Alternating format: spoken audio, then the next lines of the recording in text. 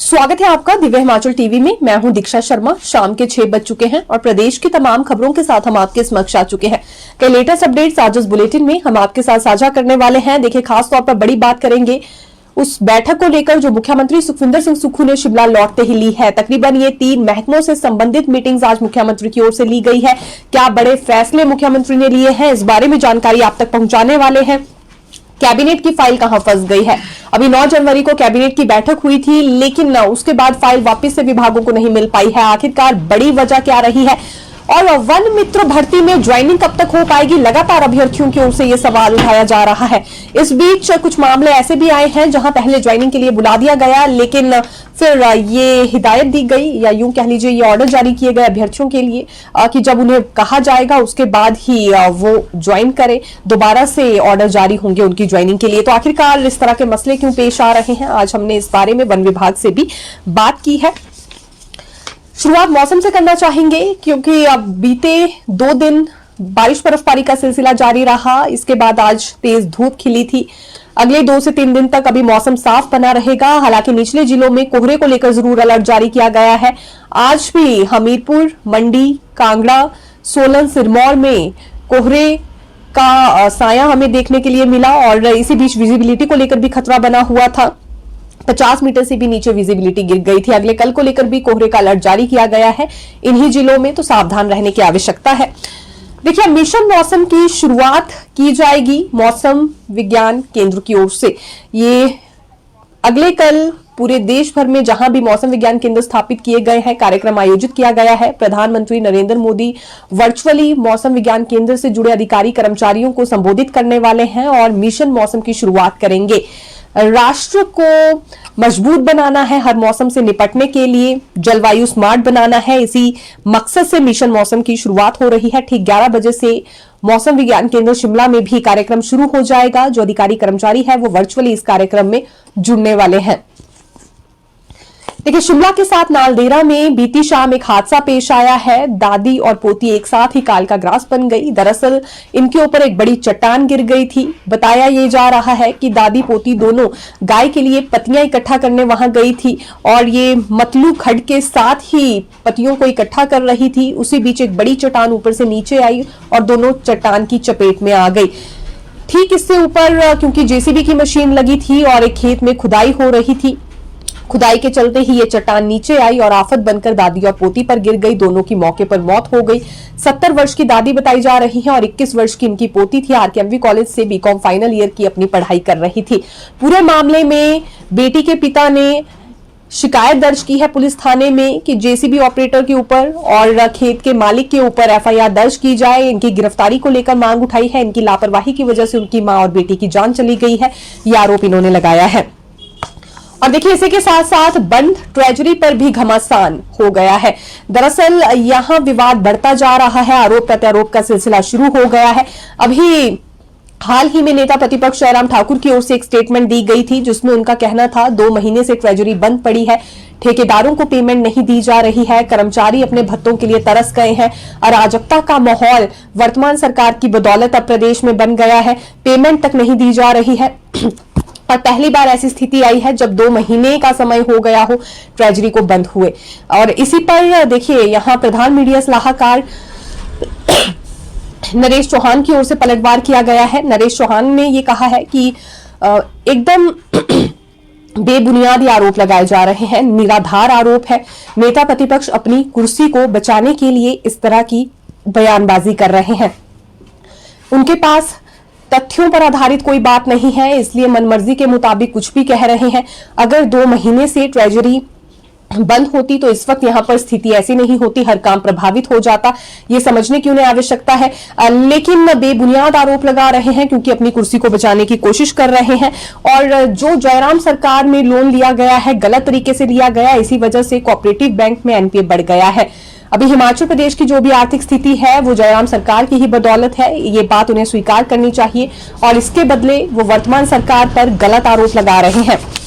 लेकिन देखिए अभी देर नहीं हुई थी नरेश चौहान को ये बयान दिए हुए, ठीक उसके बाद ही भाजपा प्रवक्ता संदीपनी भारद्वाज की ओर से एक और जानकारी दे दी गई। इन्होंने भी आरोप लगाते हुए ये कहा कि नेता प्रतिपक्ष जयराम ठाकुर ने जो भी कहा है तथ्यों पर आधारित ही उन्होंने अपनी बात कही है। 1000 करोड़ से ज्यादा यहाँ राशि हो गई है पीडब्ल्यूडी ठेकेदारों की ही, और 2 महीने से ट्रेजरी बंद पड़ी है, 21 नवंबर से बंद है।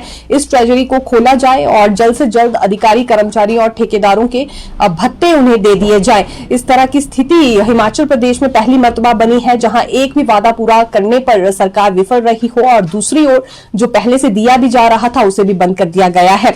अब देखिए ठेकेदारों में रोष क्यों है, ये दरअसल क्योंकि बात सिर्फ राजनीतिक तौर पर नहीं की जा रही है कि पेमेंट बंद कर दी गई है, बल्कि ठेकेदारों में भी रोष है। ये पीडब्ल्यूडी से संबंधित ठेकेदार है।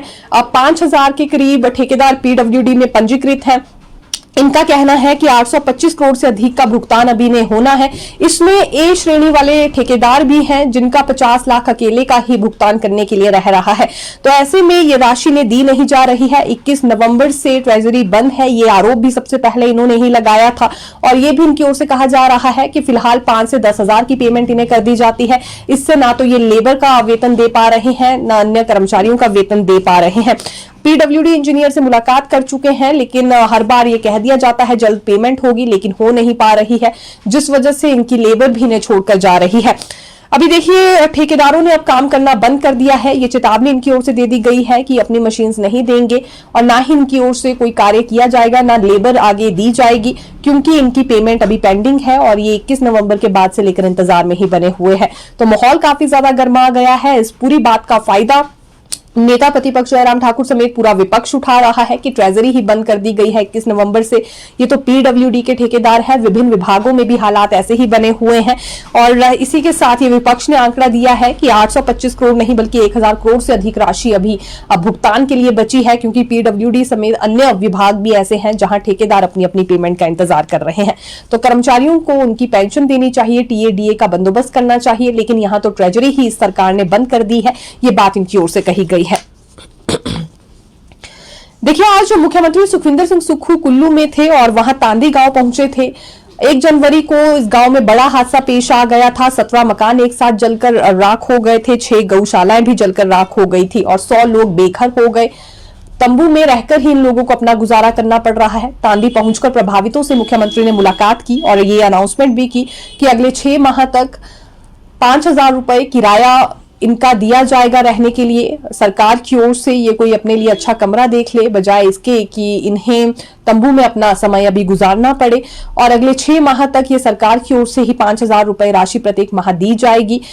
इसके अलावा ये भी इनकी ओर से आज ऐलान किया गया है कि गांव तक पक्की सड़क बन सके। ये 75 लाख रुपए का ऐलान इसके लिए करते हैं। अग्निशमन केंद्र वहां जल्दी खोला जाएगा, क्योंकि अग्निशमन केंद्र आसपास नहीं था, इस वजह से भी ये मकान जलकर राख हो गए। ये घोषणा भी आज मुख्यमंत्री की ओर से हुई है। हालांकि पशुशालाएं बनाने के लिए 50,000 रुपए अलग से मुख्यमंत्री की ओर से दिए जाएंगे। प्रभावितों को ये भी ऐलान किया है। मुख्यमंत्री का कहना था कि प्रधानमंत्री आवास योजना के तहत महज 1 लाख रुपया ही दिया जाता है ऐसे लोगों को जो बेघर होते हैं, लेकिन राज्य सरकार ने इस समस्या को समझते हुए 1 लाख से ये राशि सीधा 7 लाख के तौर पर बढ़ा दी है। वहां भी आज ये घोषणा करके आए हैं और प्रत्येक माह 5-5 हजार रुपए भी दिए जाएंगे किराए के तौर पर, जब तक पुनः मकान का निर्माण इन लोगों का नहीं होता है। और पुनः मकान के निर्माण में राज्य सरकार की ओर से पूरा सहयोग किया जाएगा, ये भी मुख्यमंत्री सुक्खू की ओर से आज कहा गया है। देखिए एक्सपोजर विजिट नीति में बदलाव ना हो, जो बदलाव किया गया है उसे वापस लिया जाए, ये स्कूल प्रवक्ता संघ की ओर से मांग उठाई गई है। शिक्षकों को एक्सपोजर विजिट पर भेजा जा रहा है बाहरी देशों में, ताकि कुछ नई तकनीकें ये सीखे, ये भी जानकारी ले कि किन योजनाओं के तहत वहां पर बच्चों को पढ़ाया जा रहा है, किस तरह के प्लान्स हैं जो लागू वहां पर किए गए हैं, ऐसी कोई नई स्कीम्स ये भी सीख कर आए। और इसीलिए ये एक्सपोजर विजिट की शुरुआत की गई थी। इसमें पहले 200 शिक्षकों को एक्सपोजर विजिट पर भेजा जा चुका है, अब अगले चरण में फिर भेजा जाएगा। लेकिन स्कूल प्रवक्ताओं का कहना है कि इनकी संख्या 18,500 है और इनकी संख्या 15 से बढ़ाकर 30 कर दी जाए, तभी पात्र शिक्षकों को इसमें मौका मिल पाएगा। औपचारिकताएं पूरा करने के लिए भी इन्हें बहुत कम समय दिया गया है। आवेदन इन्हें करना है, उसके लिए कुछ औपचारिकताएं हैं, अपने बारे में पूरी जानकारी देनी होगी, किन विशेष गतिविधियों में भागीदारी दिखाई है और अभी तक इनकी पूरी परफॉर्मेंस कैसी रही है, इससे पहले क्या किसी अवार्ड से भी नवाजे गए हैं स्कूल स्तर पर, जिला स्तर पर या राज्य स्तर पर, इस बारे में भी जानकारी देने के लिए कहा है।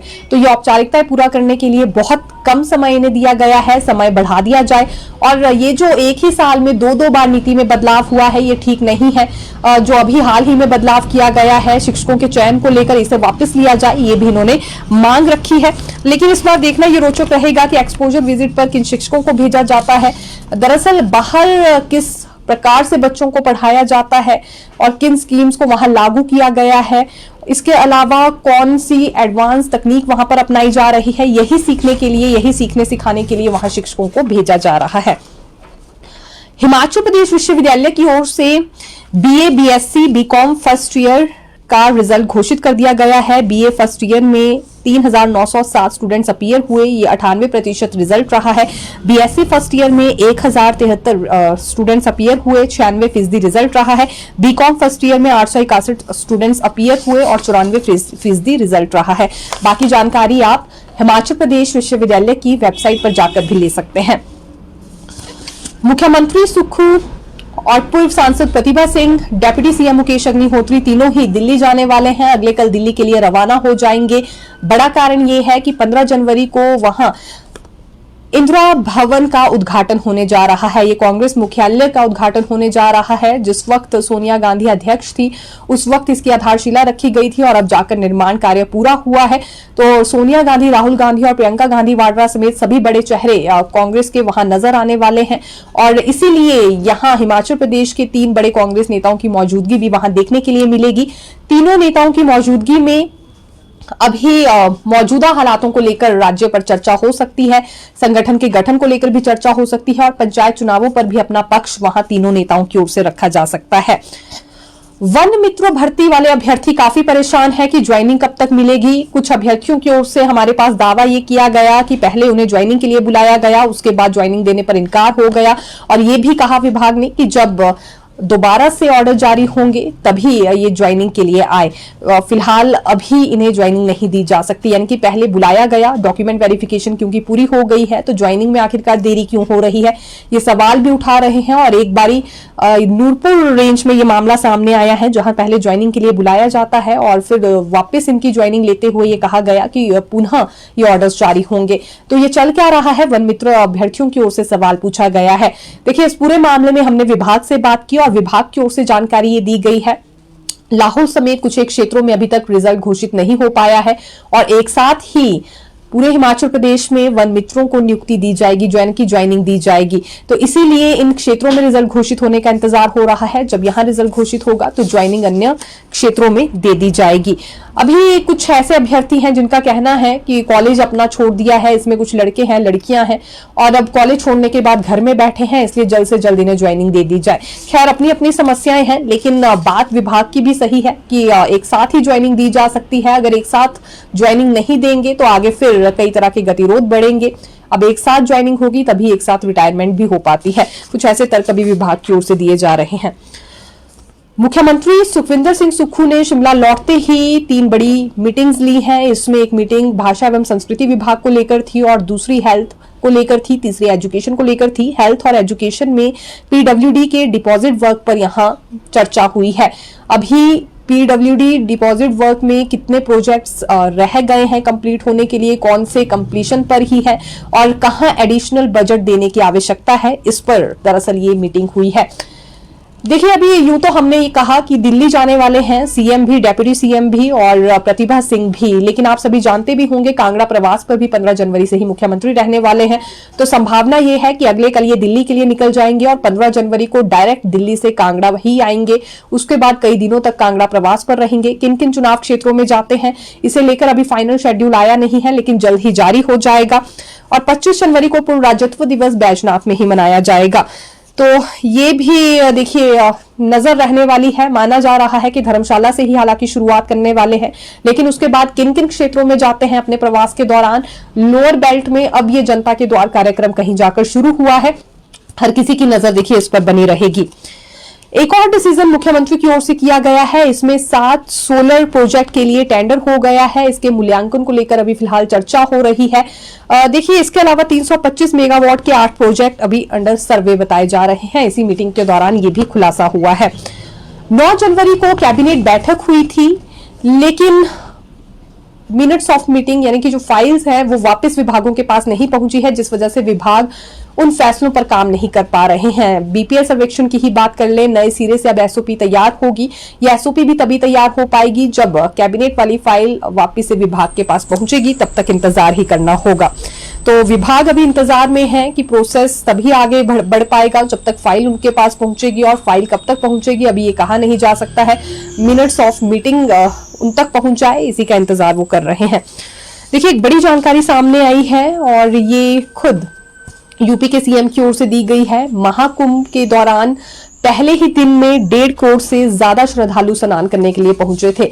ये अपने सोशल मीडिया के जरिए यूपी के सीएम की ओर से जानकारी दी गई है महाकुंभ मेले को लेकर। हिमाचल प्रदेश बोर्ड की ओर से पासिंग क्राइटेरिया नए सिरे से तय कर दिया गया है। ये 10वीं और 12वीं के एग्जाम्स को लेकर हमने बात की है, 10th और 12th, क्योंकि ये देखिए दोनों ही बोर्ड के कक्षाएं रहती हैं। और 2025 में एग्जाम्स में पासिंग क्राइटेरिया क्या रहेगा, इसे लेकर पूरी जानकारी वेबसाइट पर डाल दी गई है। हर स्टूडेंट के लिए जरूरी है कि वो इस बारे में अपडेट ले। और ये माना जा रहा है कि पासिंग क्राइटेरिया में जो कुछ एक बदलाव हुए हैं, उसमें मुख्य बदलाव ये है कि अगर आप क्वेश्चन पेपर अटेंड करते हैं, 1/4 हिस्सा भी उसका अटेंड कर लेते हैं, या शुरुआती तौर पर भी क्वेश्चन पेपर अटेंड करते हैं, तो उसके भी मार्क्स दिए जाएंगे। देखिए, जो अभी टेट का एग्जाम हुआ था 2024 में, 10 विषयों को लेकर एग्जाम हुआ था, इसकी आंसर की भी जारी हो गई है और साथ ही साथ रिजल्ट भी घोषित कर दिया गया है। अब हम आपको बताते हैं कि परसेंटेज कितनी रही है किस विषय में। जेबीटी टेट की बात करें तो ये 43% रिजल्ट रहा है। शास्त्री का 66% रहा है परसेंटेज रिजल्ट की, और टीजीटी आर्ट्स टेट की 30% यहाँ पर परसेंटेज रही है। सबसे कम हमें यही लग रहा है, हालांकि इससे कम टीजीटी मेडिकल टेट की रही है 27%। टीजीटी नॉन मेडिकल की परसेंटेज भी यहाँ 27% है। लैंग्वेज टीचर टेट की 50% परसेंटेज यहाँ रही है रिजल्ट की, और पंजाबी टेट की 4% ही यहाँ पर परसेंटेज रही है। ये सबसे कम है, हमें लग रहा था 27 सबसे कम होगा, लेकिन 4% और भी कम है। और उर्दू टेट में ये 33% ही यहाँ पर परसेंटेज बताई जा रही है। तो ये अब रिजल्ट घोषित हो गया है। 2024 में टेट का एग्जाम हुआ था 10 विषयों को लेकर, फिलहाल 8 को लेकर हमने यहाँ जानकारी दे दी है, और कितना प्रतिशत रिजल्ट रहा है ये भी अपडेट लेकर आए थे। देखिए, विजिलेंस ने होटल बनाने के नाम पर जो करोड़ों का लोन लिया गया था, एक बड़े फर्जीवाड़े को अंजाम दिया गया था, उस आरोपी को पूछताछ के लिए आज बुलाया था। मैसर्स हिमालय स्नो विलेज और मैसर्स होटल लेक पैलेस के मालिक युद्ध चंद बैंस को पूछताछ के लिए बुलाया गया था, और ये विजिलेंस मुख्यालय शिमला पहुंचे थे।